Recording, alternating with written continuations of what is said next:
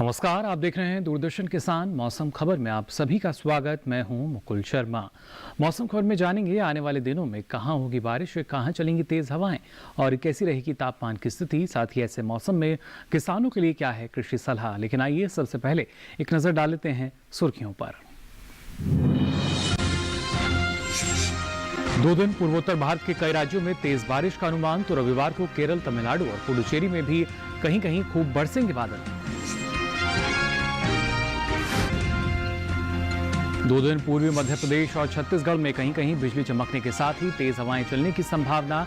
तो कल कोंकण, गोवा, मध्य महाराष्ट्र और मराठवाड़ा में भी चल सकती हैं तेज हवाएं।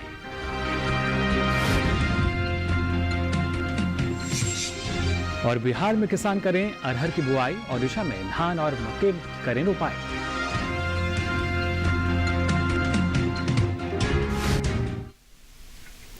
और आइए बुलेटिन की शुरुआत करते हैं मौसम की खास खबरों से। क्या कुछ खास रहेगा अगले 2 दिन, ये आपको बता देते हैं।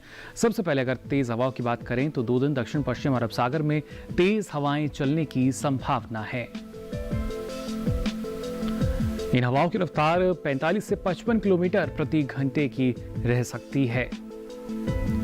मौसम विभाग द्वारा मछुआरों को सतर्क रहने की सलाह जारी की गई है। 2 दिन पूर्वी मध्य प्रदेश और छत्तीसगढ़ में कहीं कहीं बिजली चमकने के साथ ही तेज हवाएं चलने की संभावना है। रविवार और सोमवार को विदर्भ में भी बिजली चमकने के साथ ही तेज हवाएं चलने के आसार हैं।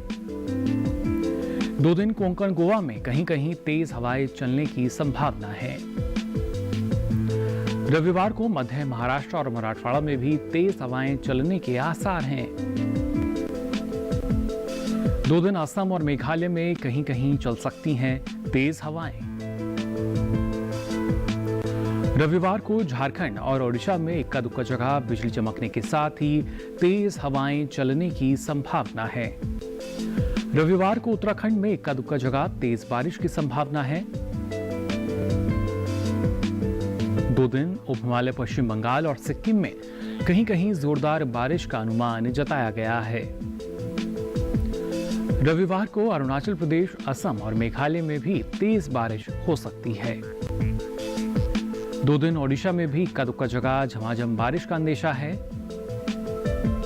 वहीं सोमवार को दक्षिणी कर्नाटक के भीतरी हिस्सों में काफी भारी बारिश का अनुमान जताया गया है। रविवार को केरल, तमिलनाडु और पुडुचेरी में भी कहीं कहीं बादल खूब बरस सकते हैं। रविवार को मध्य महाराष्ट्र में कहीं कहीं तेज बारिश की संभावना है। और आइए बात करते हैं बारिश के अनुमान की। जो यहाँ अगले 2 दिन देश के कौन से ऐसे हिस्से हैं जहां पर बारिश हो सकती है और कहां कहां मौसम साफ बना रहेगा, जान लेते हैं इस रिपोर्ट में।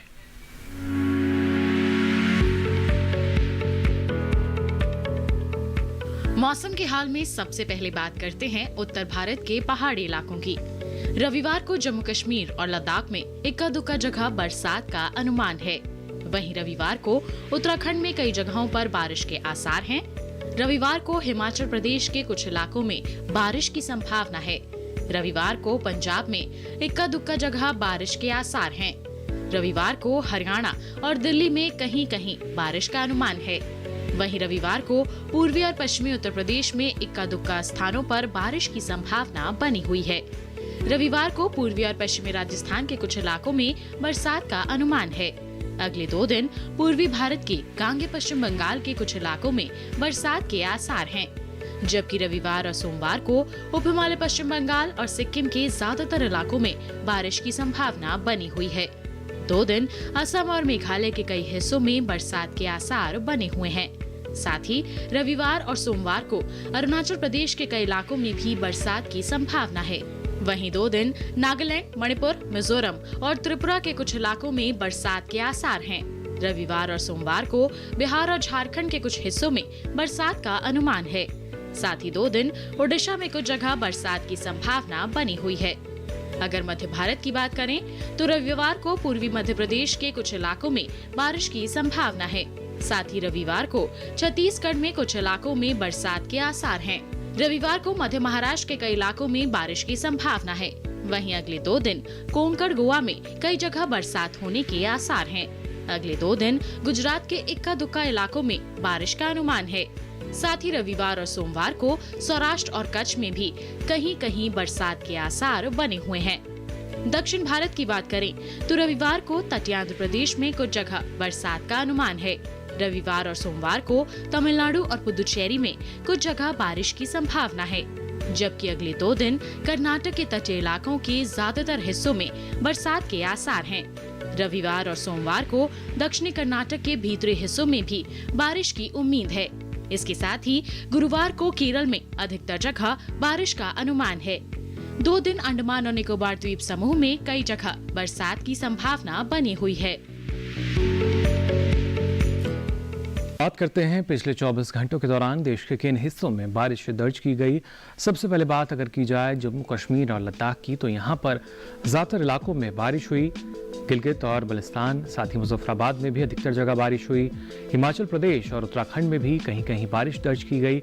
हरियाणा, दिल्ली और उत्तर प्रदेश में भी इक्का दुक्का जगह बादल बरसे। वहीं पंजाब में भी कुछ जगह बारिश हुई।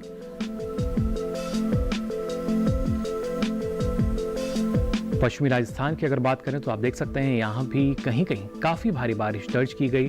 तो पूर्वी मध्य प्रदेश में इक्का दुक्का जगह बारिश हुई, जबकि छत्तीसगढ़ में भी कहीं कहीं काफी भारी बारिश दर्ज हुई। ओडिशा की अगर बात करें तो यहाँ भी कहीं कहीं तेज बारिश दर्ज की गई। उप हिमालय, पश्चिम बंगाल और सिक्किम में अधिकतर जगह बादल बरसे। अरुणाचल प्रदेश, असम और मेघालय में भी कई जगह बारिश हुई। वहीं मध्य महाराष्ट्र की अगर बात की जाए तो यहाँ भी कहीं कहीं तेज बारिश हुई। कोंकण, गोवा में इक्का दुक्का जगह बारिश दर्ज की गई। तमिलनाडु और पुडुचेरी में भी कुछ जगह बारिश दर्ज हुई। तो केरल और दक्षिण कर्नाटक के भीतरी इलाकों में भी बारिश दर्ज की गई। तेज हवाओं की अगर बात करें तो पंजाब, हरियाणा, राजधानी दिल्ली, पश्चिमी उत्तर प्रदेश में कहीं कहीं तेज हवाएं चली। साथ ही राजस्थान और पूर्वी मध्य प्रदेश में भी इक्का दुक्का जगह तेज हवाएं दर्ज की गईं। और आइए अब जान लेते हैं तापमान का हाल। सबसे पहले बात करते हैं अधिकतम तापमान की। पश्चिमी प्रदेश की अगर बात करें खासतौर से यहां पर पश्चिमी मध्य प्रदेश में आप देख सकते हैं तापमान सामान्य से 5 डिग्री सेल्सियस अधिक दर्ज किया गया, जबकि विदर्भ में कई जगह अधिकतम तापमान सामान्य के मुकाबले 3 से 5 डिग्री सेल्सियस अधिक दर्ज हुआ। मध्य महाराष्ट्र में कुछ जगह अधिकतम तापमान की यही स्थिति दर्ज की गई। साथ ही बिहार की अगर बात की जाए तो कुछ जगह अधिकतम तापमान यहां भी सामान्य के मुकाबले 3 से 5 डिग्री सेल्सियस अधिक दर्ज किया गया। वहीं उत्तराखंड में कई इलाकों में अधिकतम तापमान सामान्य के मुकाबले 1.5 से 3 डिग्री सेल्सियस अधिक दर्ज हुआ, जबकि जम्मू कश्मीर और लद्दाख में कई जगह अधिकतम तापमान सामान्य के मुकाबले 5 डिग्री सेल्सियस कम रहा। इसके साथ ही अगर बात की जाए पूर्वी राजस्थान की, तो यहां भी कहीं कहीं अधिकतम तापमान सामान्य के मुकाबले 3 से 5 डिग्री सेल्सियस कम दर्ज किया गया। और इस बीच अधिकतम तापमान की अगर बात की जाए तो पूर्वी उत्तर प्रदेश के वाराणसी में अधिकतम तापमान 36.8 डिग्री सेल्सियस दर्ज हुआ।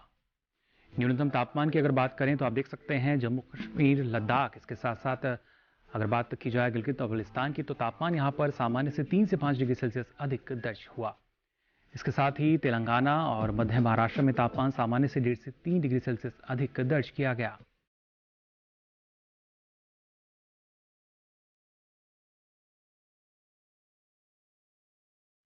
वहीं बिहार और झारखंड में अधिकतर जगह न्यूनतम तापमान सामान्य की तुलना में 1.5 से 3 डिग्री सेल्सियस अधिक रहा। हरियाणा और दिल्ली की अगर बात करें तो कई जगह न्यूनतम तापमान सामान्य के मुकाबले 1.5 से 3 डिग्री सेल्सियस अधिक दर्ज किया गया। इस बीच देश में सबसे कम तापमान पूर्वी मध्य प्रदेश के मंडला में दर्ज हुआ। यहां तापमान रहा 20 डिग्री सेल्सियस।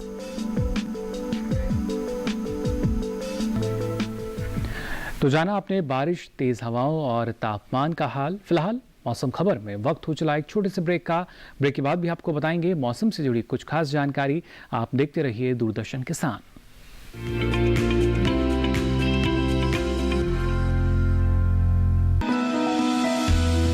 जानकारी जो किसानों के लिए हो लाभकारी, समस्याओं पर पड़ेगा समाधान भारी, कृषि की हर बात का ख्याल, कैसे की जाए बेहतर देखभाल। जानिए विशेषज्ञों के साथ। देखिए खेत खलिहान, सोमवार से शुक्रवार सुबह 7 बजे डीडी किसान पर।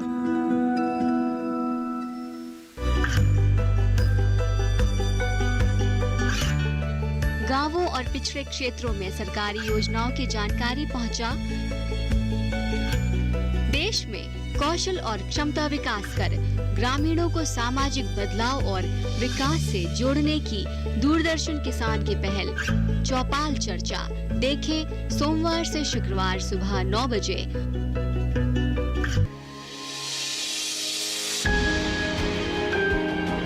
सहेजे कण कण को, सुंदर दे रूप रंग आकार, स्वस्थ जीवन रहे जमी पर, इंद्रधनुष हो साकार। देखिए प्रकृति की ओर, गुरुवार सुबह 9:30 पर।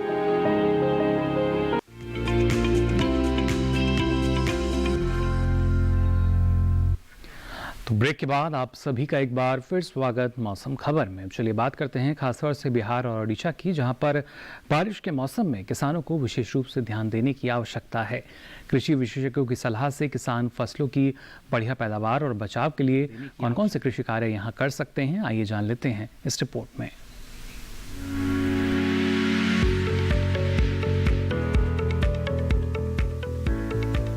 बिहार में किसान धान में 5 सेंटीमीटर का जल स्तर बनाए रखें। किसान धान में हाथ से निराई भी जरूर कर लें। इस समय धान में कीटों का प्रकोप हो सकता है। ऐसे में कृषि विशेषज्ञों की सलाह से ही धान में कीटनाशकों का छिड़काव करें। धान में नियमित रूप से निगरानी करते रहें। वहीं अरहर की बुआई कर सकते हैं।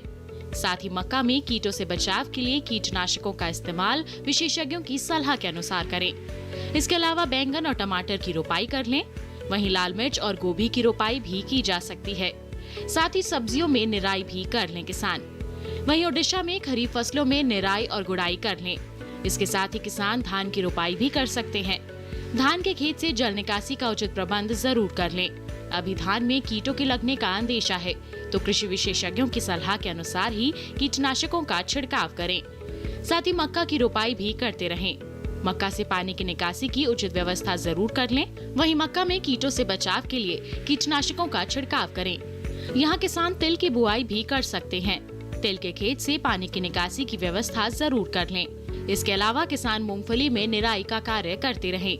मूंगफली में कीटों से बचाव के लिए विशेषज्ञों की सलाह के अनुसार कीटनाशकों का छिड़काव करें। साथ ही जूट के खेत से जल निकासी का प्रबंध जरूर कर लें। ओडिशा में किसान सब्जियों में जरूरी उर्वरक डालें। वहीं दूसरी ओर केले और आम के बाग से पानी की निकासी का प्रबंध जरूर कर लें। बैंगन, भिंडी और लौकी से भी जल निकासी की उचित व्यवस्था कर लें किसान।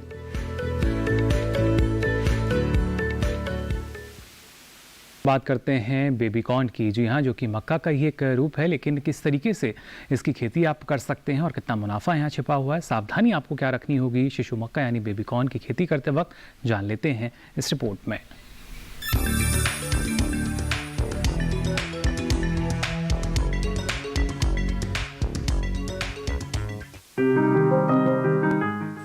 बेबी कॉर्न मक्का की कोई किस्म नहीं है, बल्कि वो अवस्था है जब भुट्टे में दाने बनने वाले हों या बनने शुरू हो गए हों। इसका इस्तेमाल सलाद के साथ साथ सब्जी, खीर और हलवे में भी है। बाजार में बेबी कॉर्न की काफी मांग है। ये अमेरिका, यूरोप और दक्षिण एशिया में काफी मशहूर है।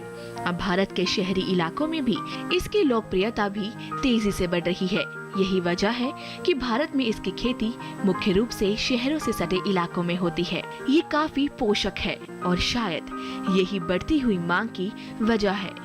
इसके खेत की तैयारी आम मक्का की तरह ही होती है और इसे 2 तरह से उगाया जाता है। आदर्श अवस्था में 1 हेक्टेयर में 58,000 पौधे लगाए जाते हैं। इस पद्धति में स्वीट और बेबी कॉर्न दोनों ही प्राप्त होते हैं। दूसरी पद्धति में 1 हेक्टेयर जमीन पर पौधों की संख्या 2.25 लाख के करीब होती है। इसमें तमाम भुट्टे बेबी कॉर्न के रूप में इस्तेमाल किए जाते हैं। बेबी कॉर्न के लिए 1 हेक्टेयर जमीन पर 20 से 25 किलोग्राम बीज की जरूरत होती है। 1 हेक्टेयर के लिए 1.5 से 2 क्विंटल नाइट्रोजन 3 बार में डालना होता है। इसकी फसल अमूमन 50 से 60 दिन में तैयार हो जाती है।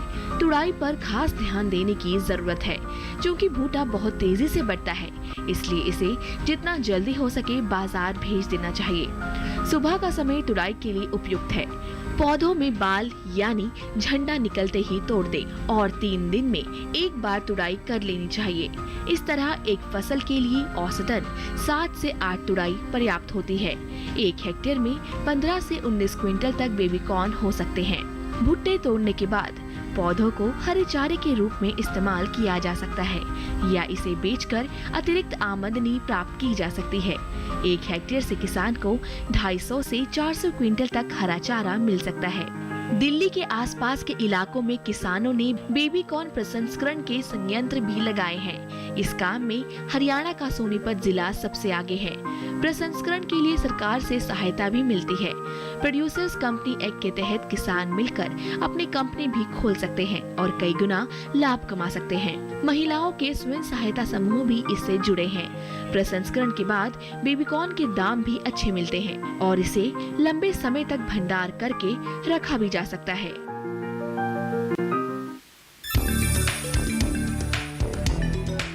और आइए अब आपको बताते हैं मौसम के लिहाज से और किन किन बातों का ख्याल आपको रखना होगा।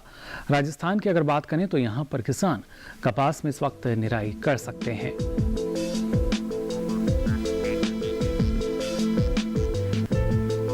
साथ ही कपास में कीटों का प्रकोप भी इस वक्त हो सकता है। इसके लिए लगातार आप निगरानी करते रहें और कृषि विशेषज्ञ की सलाह से ही कीटनाशक का छिड़काव करें। साथ ही कपास की फसल में आप आवश्यकता अनुसार सिंचाई भी करते रहें। वहीं धान में 3 से 5 सेंटीमीटर का जल स्तर बनाए रखें। राजस्थान में किन्नू की रोपाई किसान इस वक्त कर सकते हैं। किन्नू में समय समय पर निराई भी जरूर करें। राजस्थान में गन्ने में 10 से 15 दिनों के अंतराल पर आवश्यकता अनुसार सिंचाई करें। साथ ही यहां पर गाजर और शलगम की बुआई करते रहें। गाजर और शलगम के खेतों से जल निकासी की भी व्यवस्था जरूर करें। और इसी के साथ ही मौसम खबर में वक्त हो चला एक और छोटे से ब्रेक का। ब्रेक के बाद भी आपको बताएंगे मौसम से जुड़ी कुछ खास जानकारी। आप देखते रहिए दूरदर्शन किसान।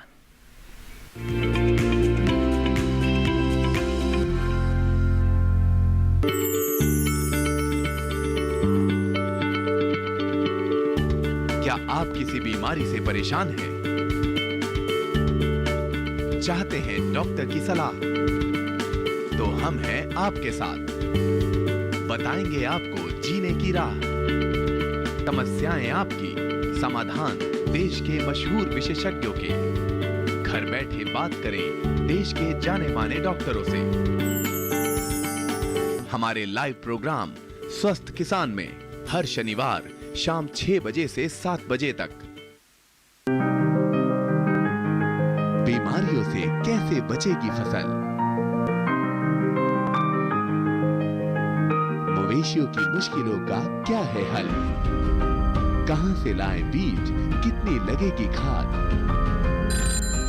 किसानों के हर फोन का विशेषज्ञ देंगे जवाब। देखिए हेलो किसान लाइव सोमवार से शुक्रवार शाम 6 बजे। ये कामयाबी है अन्नदाता की। ये कहानी है खेत और खलिहानों की। कैसे करें अपने पशुओं की देखभाल? जानिए गांव-गांव के किसानों का हाल। देखिए गांव किसान सोमवार से शुक्रवार दोपहर 12 बजे सिर्फ डीडी किसान पर।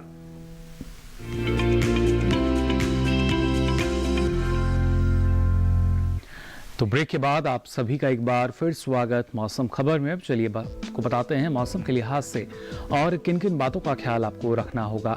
बात अगर गुजरात की जाए तो यहाँ पर किसान लाल मिर्च और टमाटर की रोपाई कर लें। लाल मिर्च और टमाटर में निराई का काम भी किसान करते रहें। खड़ी फसलों से जल निकासी की व्यवस्था जरूर करें। गुजरात में खरीफ धान में जरूरी उर्वरक डालें। सौराष्ट्र कच्छ में अरंडी और तिल की बुआई किसान इस वक्त कर सकते हैं। अजवाइन की भी बुआई किसान कर सकते हैं। कपास के खेत से पानी की निकासी की व्यवस्था जरूर कर लें। सौराष्ट्र कच्छ में कपास के खेत की निगरानी भी लगातार करते रहें। कपास में कीटों से बचाव के लिए कीटनाशक का आप इस्तेमाल कर सकते हैं। सौराष्ट्र कच्छ में अरहर से भी जल निकासी का प्रबंध करें। और आइए अब आपको बता देते हैं मौसम में क्या कुछ खास रहेगा अगले 2 दिनों की। अगर बात की जाए, सबसे पहले बात करते हैं खासतौर से यहाँ पर 2 दिन दक्षिण पश्चिम अरब सागर की, जहाँ पर तेज हवाएं चलने की संभावना है। इन हवाओं की रफ्तार 45 से 55 किलोमीटर प्रति घंटे की रह सकती है। फिलहाल मौसम विभाग द्वारा मछुआरों को सतर्क रहने की सलाह जारी की गई है। 2 दिन पूर्वी मध्य प्रदेश और छत्तीसगढ़ में कहीं कहीं बिजली चमकने के साथ ही तेज हवाएं चलने की संभावना है। रविवार और सोमवार को विदर्भ में भी बिजली चमकने के साथ ही तेज हवाएं चलने के आसार हैं। वहीं 2 दिन कोंकण गोवा में भी कहीं कहीं तेज हवाएं चलने की संभावना है। रविवार को मध्य महाराष्ट्र और मराठवाड़ा में भी तेज हवाएं चलने के आसार हैं। 2 दिन असम और मेघालय में कहीं कहीं तेज हवाएं चल सकती हैं। रविवार को झारखंड और ओडिशा में इक्का दुक्का जगह बिजली चमकने के साथ ही तेज हवाओं की संभावना जताई गई है। रविवार को उत्तराखंड में भी इक्का दुक्का जगह तेज बारिश की संभावना है। 2 दिन उप हिमालय पश्चिम बंगाल और सिक्किम में कहीं कहीं जोरदार बारिश का अनुमान है। रविवार को ही अरुणाचल प्रदेश, असम और मेघालय में भी तेज बारिश हो सकती है। 2 दिन ओडिशा में भी इक्का दुक्का जगह झमाझम बारिश का अंदेशा है। सोमवार को दक्षिण कर्नाटक के भीतरी हिस्सों में काफी भारी बारिश का अनुमान है।